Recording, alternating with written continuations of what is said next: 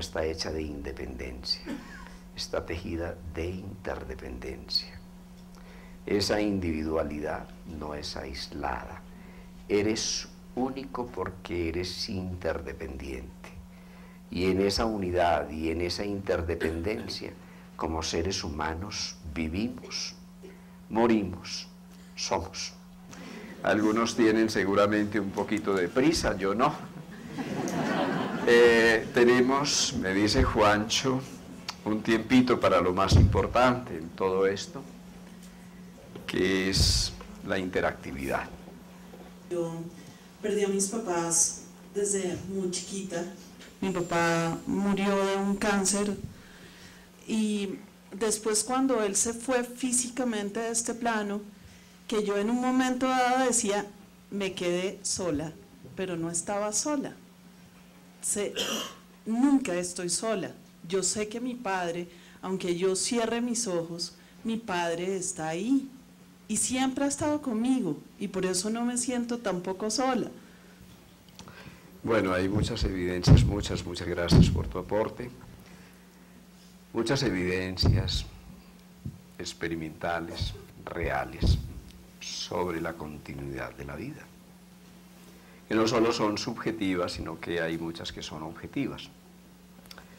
Y yo simplemente les traigo algunos ejemplos de cosas en vivo, en directo, de pacientes con los que hemos abordado este problema de la muerte, no en el momento de la muerte. Lo más interesante es lo que sucede después.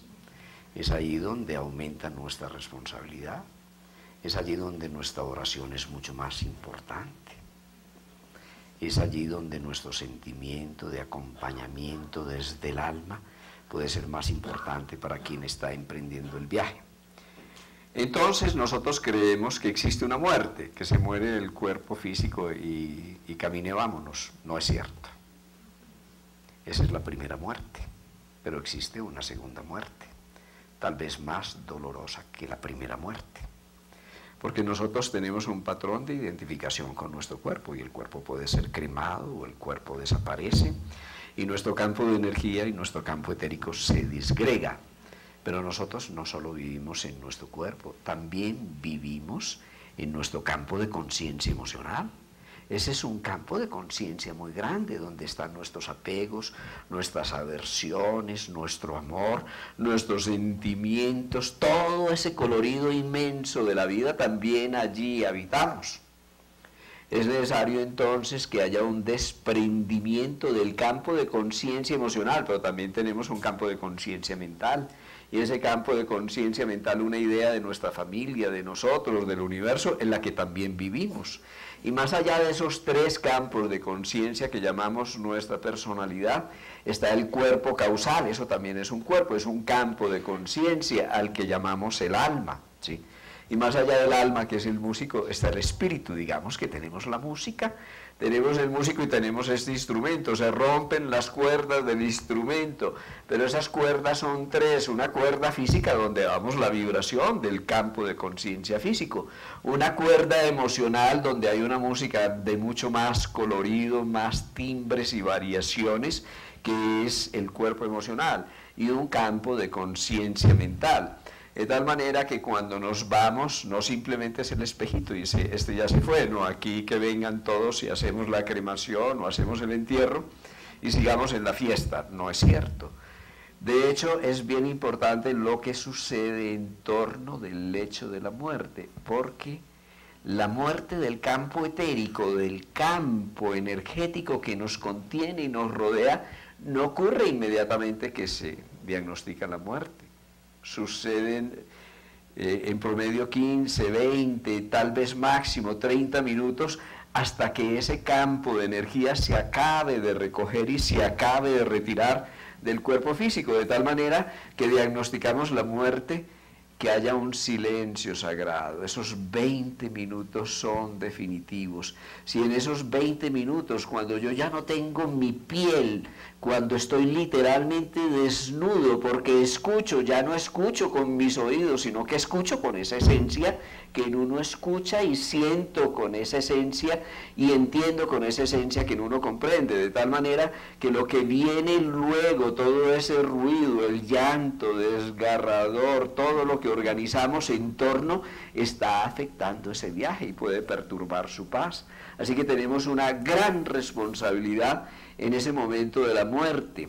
Hay una, vibracionalmente hablando, hay una esencia maravillosa que es la del sándalo. El sándalo favorece ese proceso de desprendimiento que puede ser doloroso.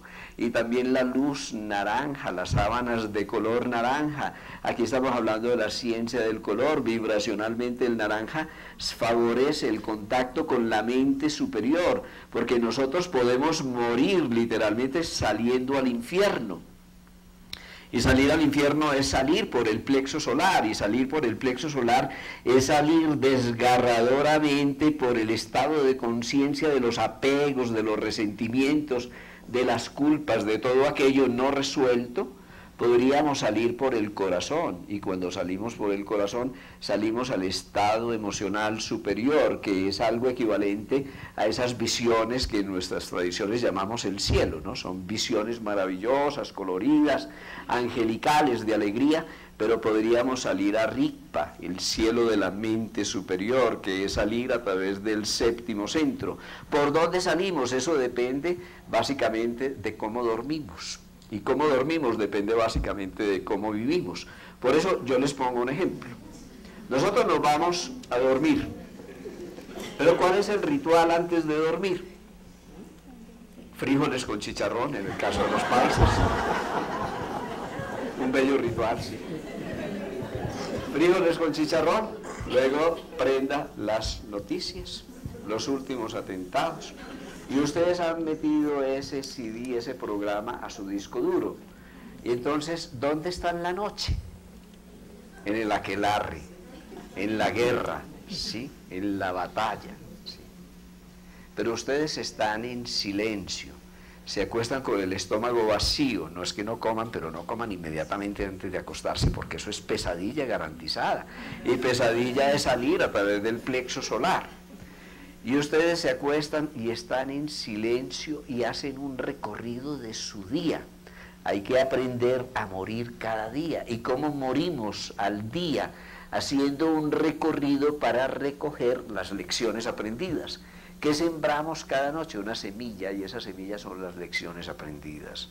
Y si sembramos una semilla, una bella semilla, una oración, un decreto, un pensamiento, semilla, amo para la libertad, por ejemplo, mi vulnerabilidad es mi fortaleza, en presente descubro la presencia, que es el poder de Dios en mi corazón. Ustedes lo pueden inventar. Se hacen un pensamiento semilla que resuma lo mejor de su aprendizaje durante el día, lo siembran en la noche y van a renacer al otro día, porque van a germinar esa semilla en el territorio del inconsciente, que es el territorio de la noche. Así que es necesario que nosotros aprendamos a dormir. Primera condición es cerrar el día, entregar el día, y entregar el día es terminarlo, no continuarlo por la noche, terminarlo. Hacer un pequeño recorrido, no para criticarse, sino un pequeño recorrido de conciencia para ver qué fue lo significativo en el día. Lo más importante en la vida no es la historia, son los significados. ¿Qué es lo significativo, lo nuevo que yo viví en este día? Con eso hago una pequeña reflexión, oración o meditación, y yo siembro eso, que sea el último pensamiento, sea el de la lección aprendida, y así siembro una semilla en el territorio de la noche, para poder nacer de nuevo al día siguiente. Nosotros nos pasamos 30-40% del tiempo durmiendo, pero no es cierto que durmamos, ¿sí? Nosotros estamos aprendiendo. ingresamos en un territorio de la conciencia muy importante, que ya no es el territorio físico-etérico, es el territorio emocional y es el territorio mental. Muchas grandes obras se construyeron durante los sueños, muchas inspiraciones suceden durante los sueños. Aprender a dormir es aprender a morir, y aprender a morir es aprender a vivir. Y existen antiguas técnicas que son maravillosas. Para quienes quieran hacerlo, pongan la mente firme en la luz, en el entrecejo.